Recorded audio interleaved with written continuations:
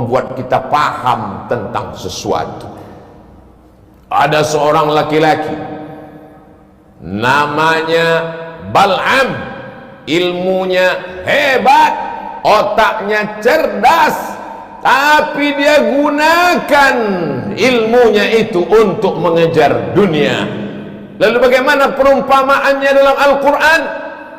Walau syi'na la rafa'nahu biha, kalau kami mau, kami bisa angkat derajatnya tinggi.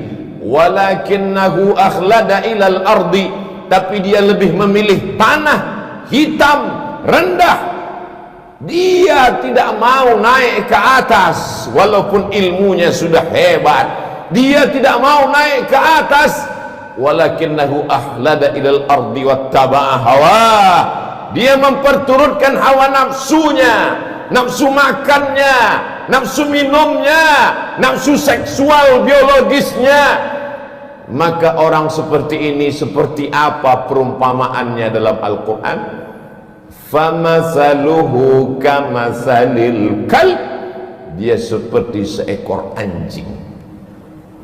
Famasaluhu kamasalil kalb, dia seperti seekor anjing. In tahmil alaihi yalhath atau tatrukhu yalhath, andai kau lempar dia dengan kayu dan batu, dia tetap menjulurkan lidahnya. Andai kau lempar dia dengan apapun, dia tetap juga menjulurkan lidahnya. Perumpamaan orang yang kotor, orang yang rendah, orang yang hina, orang yang tidak bermartabat. Hewan yang dipilih Allah bukan babi, tapi yang dipilih adalah anjing. Kenapa? Rahasia Allah subhanahu wa ta'ala. Maka dia disebut dengan hewan najis mughalladhah. Dimanapun umat Islam sampai, maka yang pertama kalimat keluar dari mulutnya adalah Allahu Akbar, Allahu Akbar. Begitu seorang sahabat Nabi, panglima besar perang, jenderal bintang 5 bernama Amr bin As sampai ke Mesir, maka dia membangun Masjid Amr bin As. Setelah masjid dibangun, kalimat pertama yang berkumandang di Afrika Utara, negeri tertua penuh dengan peradaban, tempat Fir'aun berkuasa, hari itu kalimat yang berkumandang menggelegar di atas bumi Afrika, Allahu Akbar. Setelah nama Allah, maka nama Nabi yang paling mulia. Tidak ada alam semesta kalau tidak ada dia, tidak ada surga, tidak ada aras kalau bukan karena dia. Maka kalimat yang paling tinggi setelah Allah, asyhadu anna Muhammadan Rasulullah. Tidak ada yang lebih hebat daripada itu. Kalimat yang paling tinggi adalah seruan azan. Binatang yang paling rendah, paling hina, paling kotor, paling najis adalah anjing. Lalu bagaimana mungkin bisa tersilap dan tersalah mengumpamakan azan dengan anjing?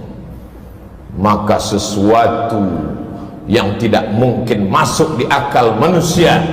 Itulah mengapa sebelum melangkah kaki kita katakan bismillahi tawakkaltu 'ala Allah, la haula wala quwwata illa billah. Dari bumi Lancang Kuning aku akan pergi ke bumi Pasundan. Aku akan menemui saudara-saudaraku sebangsa setanah air. Kulangkahkan kakiku atas namamu ya Allah.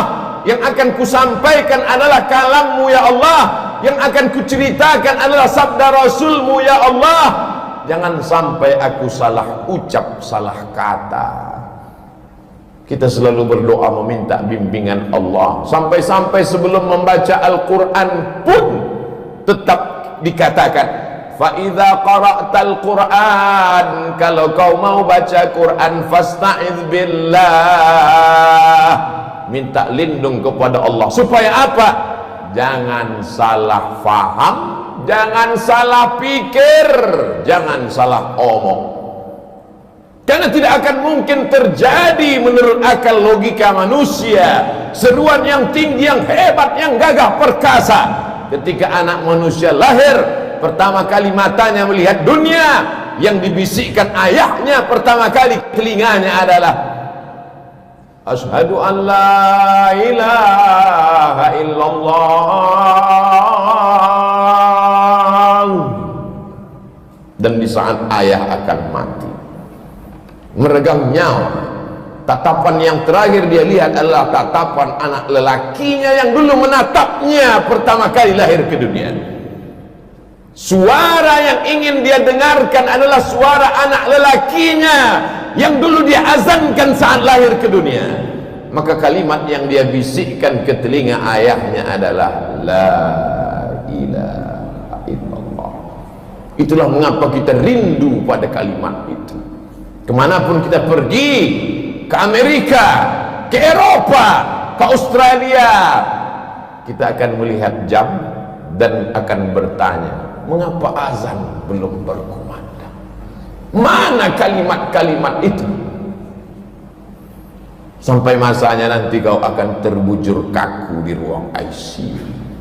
Di saat itu anak menantu sibuk dengan dunianya, kau sendirian di dalam tempat yang sepi di tengah keramaian.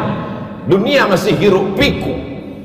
Tapi saat itu sayup-sayup suara azan berkumandang dari menara masjid, mencuri-curi masuk ke tepi jendela yang tertutup rapat. Tapi karena mikrofonnya masih keras, dia masih masuk ke ruang ICU. Hayya 'alas shalah. Saat itulah kau baru meneteskan air mata dan berkata, la haula wala quwwata illa billah. Tapi apakah di zaman kita nanti masih ada suara itu masuk ke telinga kita? Tergantung apa yang kita lakukan.